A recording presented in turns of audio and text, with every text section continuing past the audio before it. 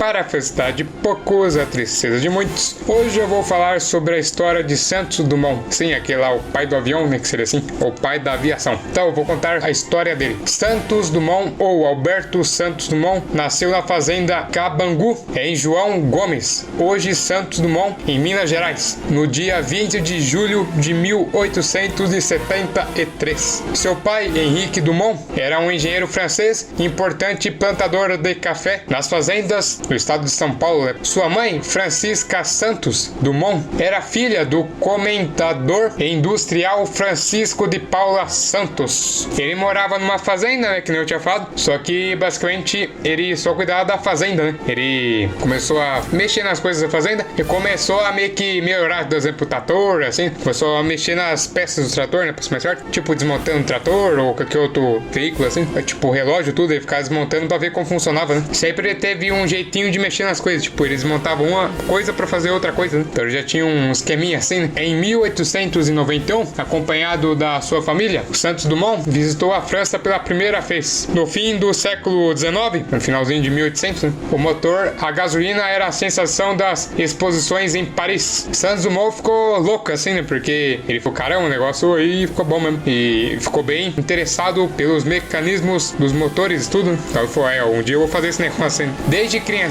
Santos Dumont já tinha um sonho de criar um aparelho que fizesse o homem voar, né? Tipo, fazer um avião, tudo, coisa assim. Controlando seu próprio curso, ou seja, o próprio piloto pudesse controlar para onde que ele queria ir, não tipo o vento ou a natureza controlasse, o próprio ser humano que controlasse, né? Então, Santos Dumont sempre teve um sonho, né? Então, basicamente, depois de um tempinho, ele começou a seguir o seu sonho e conseguiu fazer um avião, né? Só que aí daqui um tempinho, né? Pera aí, apressadinho. Em 1892, após seu pai falecer e depois que ele recebeu parte da herança do seu pai, Santos Dumont se mudou para Paris e começou a meio que tentar fazer uma aeronave, né? Que seria assim, com as suas próprias mãozitas, né? Então, lá em Paris, o Santos Dumont fez contatos com baloeiros, ou seja, balão, como Albert Chaplin, que iria se tornar o mecânico de seus inventos, ou seja, o cara que era o mecânico aí das invenções dos Santos Dumontitos, Beleuzitas. Em Paris, Santos Dumont, ele começou a estudar que nem louco, né? Principalmente mecânica e no motor de combustão, ou seja, combustível, né? Gasolina, assim, pelo qual ele meio que já gostou de cara, assim, né? Então ele gostou bastante, né? Aí ele começou a estudar bastante pra aprender bastante, ó, que bacana.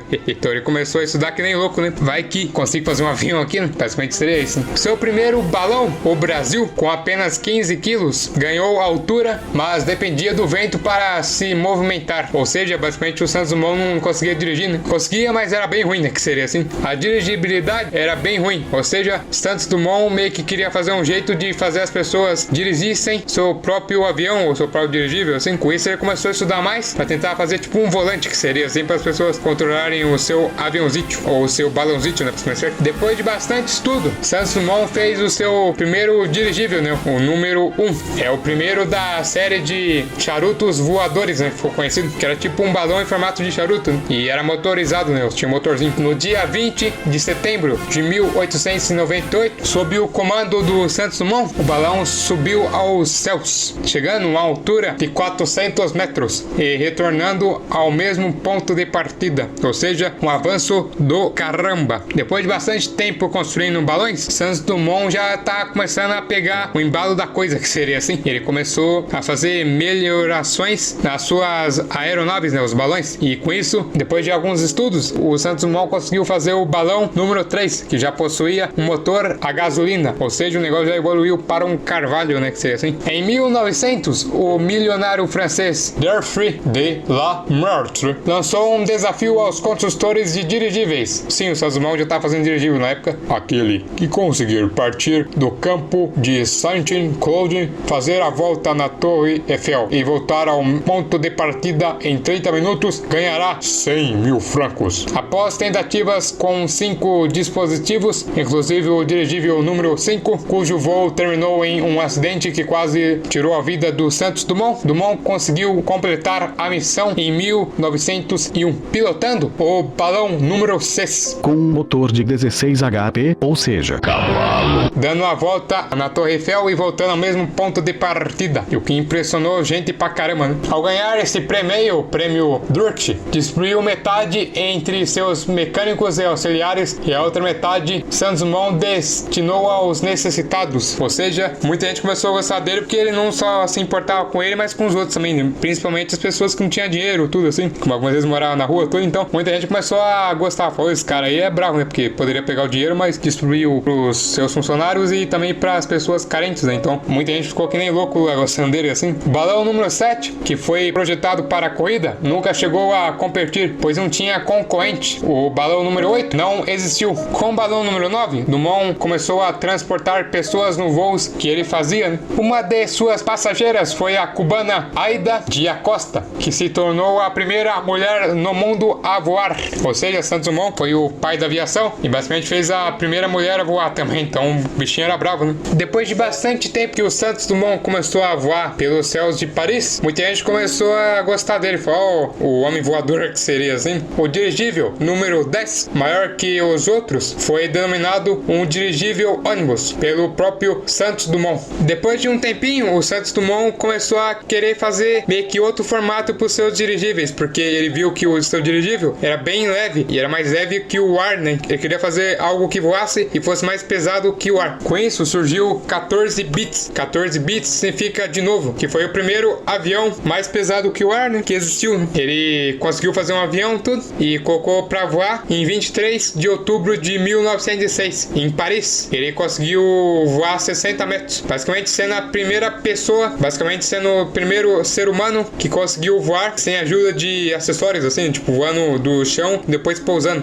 Tem aquela história também dos irmãos Gray lá dos Estados Unidos, que eles foram o primeiro a voar em 1903, só que na verdade eles usaram tipo uma catapulta, né? Então teoricamente eles conseguiram voar, só que Santos Dumont saiu do chão, né? Santos Dumont é mais raiz, os irmãos Gray era mais Nutelinha, né? Então Santos Dumont era mais raiz, né? Saiu do chão, então o negócio foi bem bom mesmo. Esse 14 bits tinha um motor de 50 cavalos de potência. Ele saiu do parque de Bagatelle e subiu a uma altura de 6 metros, percorrendo 120 metros. Ou seja, conseguiu subir até 6 metros e percorreu quase 250 metritos, tendo como testemunha os membros da comissão do Aeroclube da França. Em 1908, Santos Dumont construiu o Demoiselle, cujo desenho serviria de modelo a todos os projetistas que o seguiram. Tudo nela era obra de Dumont, inclusive o motor. Em 1910, na primeira exposição da aeronáutica realizada no Grande Palais de Paris, o Demoiselle foi um sucesso. Só que teve um pequeno probleminha nessa situation aí. Ainda em 1910, Santos Dumont encerrou sua carreira e passou a supervisionar as indústrias que surgiram na Europa, né? Na época de 1910, tudo assim. Porém, ele ficou doente e resolveu voltar para o nosso Brasilzão de meu Deus. No dia 8 de dezembro de 1914, ao ver seu invento ser usado para bombardear a cidade de Colônia, na Alemanha, durante a Primeira Guerra Mundial, Santos Dumont se decepcionou, porque ele criou um negócio para ajudar as pessoas a ir de um lugar para outro, os caras estavam usando para guerra, né? Então, quando começou a Primeira Guerra Mundial e os caras só estavam usando para espionar, o Santos Dumont falou o seguinte: por enquanto tá tudo tranquilo. Aí falou, tá tudo sossegado, os caras só vão pra espionar, então tá sossegado. Depois começaram a usar pra mandar bomba na cabeça do amiguinho. Então aí o Santos Dumont falou, que negócio é esse aí? Eu criei um negócio pra ajudar as pessoas a se locomover, os caras estão matando os amiguinhos, que não pode fazer isso? Não pode fazer isso. Ele falou assim: não pode fazer isso, eu vou ficar bravinho, entendeu? Se eu faço negócio pra vocês ficarem atacando na cabeça do amiguinho, eu não quero que vocês façam isso.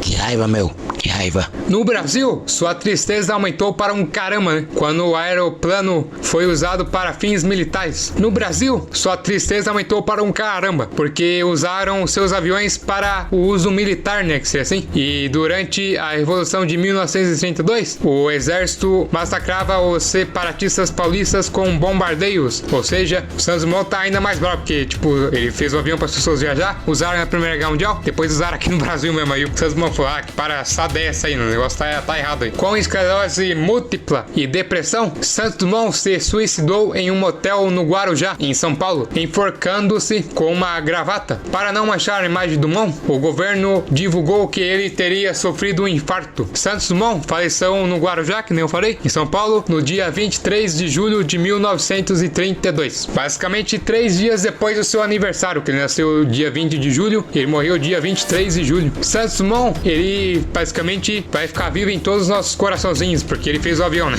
E também ele fez alguns livros também, para ser mais certo, 2, que é o Dance Liar, em 1904, e também O Que Vi e O Que Nós Veremos, em 1918. Então ele fez esses 2 livros que fez um sucesso até que bom. Então esse seria o podcast de hoje. Muito obrigado por todo mundo que me ouviu até agora. Até amanhã e tchau!